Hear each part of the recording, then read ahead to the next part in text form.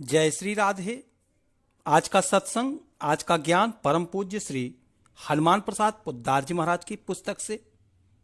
नाम जप करने से यह प्रेम प्रसाद अवश्य मिलेगा। परम पूज्य कहते हैं, चैतन्य महाप्रभु के जीवन की एक घटना है। एक रघुनाथ गोस्वामी थे। वे उस समय के ऐसे जमींदार के पुत्र थे जिसकी आमदनी 1 से 1.5 लाख रुपए सालाना थी। बहुत धनी घर के नौजवान लड़के थे। वह सब कुछ त्याग कर जगन्नाथपुरी में आकर रहने लगे। वह अपनी क्षुधा तृप्ति के लिए जगन्नाथ जी के मंदिर के बाहर जहां भिखारी खड़े रहते हैं वहां खड़ा रहता, जो कुछ मिलता उसे लेकर अपना पेट भर लेता। जब लोगों को मालूम हो गया कि यह तो अमुक जमींदार का पुत्र है, तब लोग बढ़िया बढ़िया चीजें लाकर उसे देने लगे। उसने सोचा यह तो बड़ी आफत हो गई, अब यहां से भागो। फिर वह जाकर छुप गया, लेकिन भोजन की कुछ व्यवस्था करनी थी। क्या किया उसने कि जगन्नाथ जी के मंदिर से जो जूठन बहकर पानी के साथ आती जाती, भोजन करके लोग हाथ धोते, कुल्ला करते, उससे जो चावल के दाने, दाल के दाने आदि बहकर जाते, वह दूर जाकर कहीं नाली में गिरते।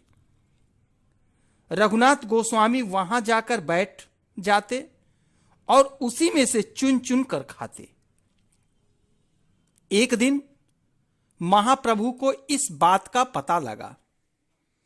महाप्रभु वहां चुपके से गए और वे चावल बीनकर हथेली पर रखकर खा रहे थे। महाप्रभु ने वह चावल छीनकर स्वयं खा लिए। अब कोई यह समझे कि महाप्रभु भ्रष्टाचारी, अनाचारी और कदाचारी हो गए तो यह ठीक नहीं है। यह जो प्रेम का प्रसाद है उसमें विविध का स्थान नहीं है। इसका अर्थ यह कदापि नहीं है कि प्रेम के नाम पर कोई विधि को छोड़ दे। आजकल अधिकांशतः लोग छोड़े हुए हैं। वे तर्क देते हैं कि प्रेम बढ़ता है इसलिए सभी के हाथ का खाना चाहिए।